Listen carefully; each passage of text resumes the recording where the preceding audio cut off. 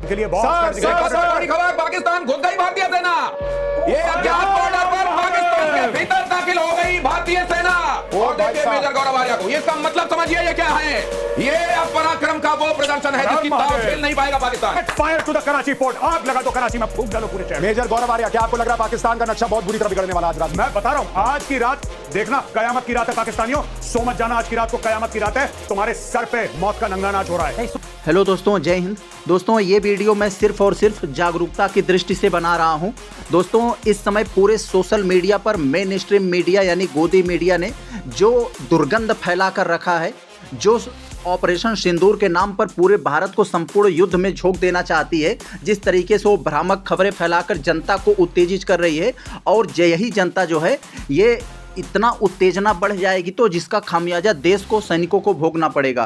तो इन्हीं सब को देखते हुए जागरूकता के लिए हमने इस मुद्दे को उठाया है कि आखिर ऑपरेशन सिंदूर युद्ध में भारत को कितने फायदे और कितने नुकसान हो रहे हैं। दोस्तों, सबसे पहले मैं ये क्लियर कर दूं, जब तक पाकिस्तान शरारत करना न बंद करे, भारतीय सेना को उसका मुंहतोड़ जवाब देना चाहिए। लेकिन इसके साथ साथ हम लोग ये भी देखेंगे कि इसमें भारत को कितने फ़ायदे हो रहे हैं। इसके साथ साथ हमको यह भी देखना पड़ेगा कि हमको इस दूरगामी परिणाम क्या झेलना पड़ेगा, हमें कितना नुकसान हो रहा है इस युद्ध से। तो देखते हैं हम लोग। तो देखिए, ग्रोक ने सबसे पहले फ़ायदे वाले पेज को खोला है। भारत को क्या फ़ायदे हो रहे हैं इस युद्ध से, ऑपरेशन सिंदूर से। आतंकवाद के खिलाफ कार्रवाई है, इसमें लिखा है उन्होंने दोस्तों, ऑपरेशन सिंदूर जैश ए मोहम्मद, लश्कर ए तैयबा और हिजबुल मुजाहिदीन जैसे आतंकी संगठनों के 9 ठिकानों को नष्ट किया। जो भारतीय स्रोतों के अनुसार लगभग 100 से अधिक आतंकी मारे गए। यही इसमें बात लिखा है कि यह जो ऑपरेशन सिंदूर चलाया गया पहलगाम आतंकी हमले के जवाब में था, जो सिर्फ और सिर्फ आतंकी ठिकानों को निशाना बनाया गया। सैन्य की तकनीकी क्षमता का प्रदर्शन, यानी अपने सैनिकों का तकनीकी क्षमता का प्रदर्शन किस तरीके से हुआ। भारतीय सेना, नौसेना और वायुसेना ने संयुक्त अभियान ने सटीक हथियार और स्वदेशी हथियारों का उपयोग किया, जिससे भारत की सैन्य ताकत और रणनीतिक आत्मविश्वास का प्रदर्शन हुआ। ऑपरेशन में कोई सैन्य या नागरिक ढांचे को नुकसान नहीं पहुंचा, जो भारत की सटीकता और संयम को दर्शाता है। यह कूटनीतिक जीत कैसे हुई भारत की? भारत ने 13 देशों को ऑपरेशन की जानकारी दी, जिससे अंतर्राष्ट्रीय समुदाय में इसकी वैधता का समर्थन मिला। इजराइल ने भारत के आत्मरक्षा के अधिकार का समर्थन किया।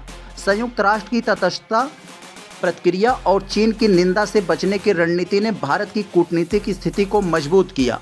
ऑपरेशन ने पाकिस्तान को आतंकवाद को समर्थन देने के खिलाफ चेतावनी दी, जिससे क्षेत्रीय सुरक्षा पर सकारात्मक प्रभाव पड़ सकता है।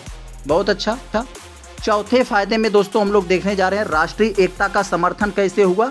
इसमें यही दिया है कि विभिन्न नेता, विभिन्न जो है राजनीतिक दल इसे सरकार के साथ और सेना के साथ खुलकर है, उनके साथ कंधे से कंधा मिलाकर है, उनका समर्थन में है। यही बात इसमें लिखी गई है। और यहाँ एक मेन बात लिखी गई है, प्रेस कॉन्फ्रेंस में कर्नल सोफिया कुरैशी और विंग कमांडर व्योमिका सिंह की उपस्थिति ने सांप्रदायिक सद्भाव और नारी शक्ति का संदेश दिया। बहुत अच्छा। यह पाकिस्तान पर मनोवैज्ञानिक और रणनीतिक दबाव किस तरीके से बना रहा है। ऑपरेशन ने पाकिस्तान के पंजाब प्रांत में हमले किए, जो 1971 के बाद पहली बार हुआ, जिससे पाकिस्तान की छद्म युद्ध रणनीति को झटका लगा। पाकिस्तान के शेयर बाजार में उथल पुथल और उसके आतंकी संगठनों को लंबे समय तक नुकसान हुआ। यस, तो दोस्तों यहाँ पर हमने कुछ फ़ायदे देखे जो इस युद्ध में भारत को मिल सकता है। भारत को यहाँ पर बढ़त मिली है। अब हम लोग दोस्तों जो मेन बात है यहाँ पर देखने जा रहे हैं कि आखिर इसमें भारत को नुकसान कितना हो रहा है। भारत को हुए नुकसान में आर्थिक प्रभाव के बारे में थोड़ा सा हम देखते हैं। ऑपरेशन के बाद भारतीय रुपये में 45 पैसे की गिरावट आई और यह 84.84 पर बंद हुआ, क्योंकि सीमा पर तनाव ने घरेलू मुद्रा पर दबाव डाला। शेयर बाजार में उतार चढ़ाव देखा गया, हालांकि अंत में सेंसेक्स और निफ्टी सकारात्मक रूप के साथ बंद हुआ। 200 से अधिक उड़ानें रद्द हुई और 18 हवाई अड्डों को बंद करना पड़ा, जिससे यात्रियों को असुविधा हुई। और हम लोग दूसरे पॉइंट में देखते हैं क्या यहाँ पर हानि हुई। एक पोस्ट एक्स के अनुसार ऑपरेशन के दौरान लगभग 27 और 28 से अधिक और 5 जवान शहीद हुए, साथ ही 200 लोग घायल हुए। हालांकि यह जानकारी आधिकारिक स्रोतों से पुष्टि नहीं है, इसे संदेह की दृष्टि से देखा जाना चाहिए। भारत ने दावा किया कि पाकिस्तानी तोपखाने की गोलाबारी में 3 भारतीय नागरिक मारे गए। और यहाँ तीसरे नंबर का जो नुकसान दिया है इसमें दिया है क्षेत्रीय तनाव में वृद्धि। कैसे वृद्धि हुई? ऑपरेशन ने भारत पाकिस्तान के बीच तनाव को चरम पर पहुंचा दिया, जिससे युद्ध जैसे हालात बने। पाकिस्तान ने जवाबी हमले किए और भारतीय सैन्य ठिकानों पर हमले की कोशिश की। हालांकि भारतीय वायु रक्षा प्रणाली ने इन्हें नाकाम कर दिया। कतर और तुर्की जैसे देश ने क्षेत्रीय तनाव बढ़ने की चिंता जताई, जिससे भारत को कूटनीतिक दबाव का सामना करना पड़ सकता है। पाकिस्तानी जवाबी कार्रवाइयों ने सीमावर्ती क्षेत्रों पर तनाव बढ़ाया, जिसके लिए भारत को हाई अलर्ट पर रहना पड़ा। यस, 5वें नंबर का यहाँ जो दिया है दोस्तों, सुरक्षा और संसाधन पर खर्च किस तरह का हो रहा है, इसको देखते हैं। ऑपरेशन के बाद जम्मू, सांभा, कठुआ, राजौरी और पुंछ में स्कूल कॉलेज बंद किए गए और सुरक्षा बलों की तैनाती बढ़ा दी गई, जिससे संसाधनों पर अतिरिक्त बोझ पड़ा। सीमा पर हाई अलर्ट और एयर स्पेस की निगरानी ने सैन्य संसाधनों का व्यापक उपयोग किया। तो दोस्तों, ऊपर हम लोगों ने जो कुछ बातें देखा, इसको हम मिक्स कर लें, इसको फेंट लें तो इसका निष्कर्ष बनता है। निष्कर्ष देखते हैं हम लोग क्या है। यहाँ फायदे में छोटे शब्दों में लिखा है, ऑपरेशन सिंदूर ने भारत की सैन्य और कूटनीतिक ताकत को प्रदर्शित किया, आतंकी ढांचों को भी भारी नुकसान पहुंचाया और राष्ट्रीय एकता को मजबूत किया। यह आतंकवाद के खिलाफ भारत के दृढ़ संकल्प का प्रतीक बना और पाकिस्तान को रणनीतिक झटका लगा। यस, नुकसान क्या हुआ यहाँ पर, इसको भी देखते हैं।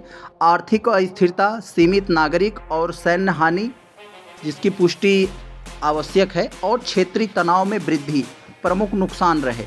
पाकिस्तान के प्रचार और जवाबी कार्रवाइयों ने भारत के लिए कूटनीतिक और सैन्य चुनौतियां बढ़ा दी गई। अगर हम इसका मूल्यांकन करें दोस्तों, तो मूल्यांकन में क्या निकल कर आता है, एक नज़र हम अगर इसको डालें। कुल मिलाकर ऑपरेशन सिंदूर ने भारत को रणनीतिक और मनोवैज्ञानिक लाभ प्रदान किया, लेकिन आर्थिक और क्षेत्रीय तनाव के रूप में कुछ लागत भी चुकानी पड़ी। दीर्घकालिक प्रभाव इस बात पर निर्भर करेंगे कि भारत इन चुनौतियों का प्रबंधन कैसे करता है और अंतर्राष्ट्रीय समुदाय इसकी वैधता को कैसे देखते हैं। यस, जो देखा हम लोगों ने दोस्तों, कितने निष्पक्ष और सटीक तरीके से बताया हमें इसके कितने फ़ायदे हुए और इसके नुकसान भी क्या भारत को झेलने पड़ रहे हैं। और ये लंबा खिंचता है तो और भी ये गहरा देखने को मिलेगा। पूरे मीडिया को एक संयम से बरतना चाहिए, संतुलित खबरों को दिखाना चाहिए, जिससे ज़्यादा जनता उत्तेजित न हो, जनता जो है भड़के न, तो नहीं तो इसका खामियाजा भुगतना ही पड़ेगा।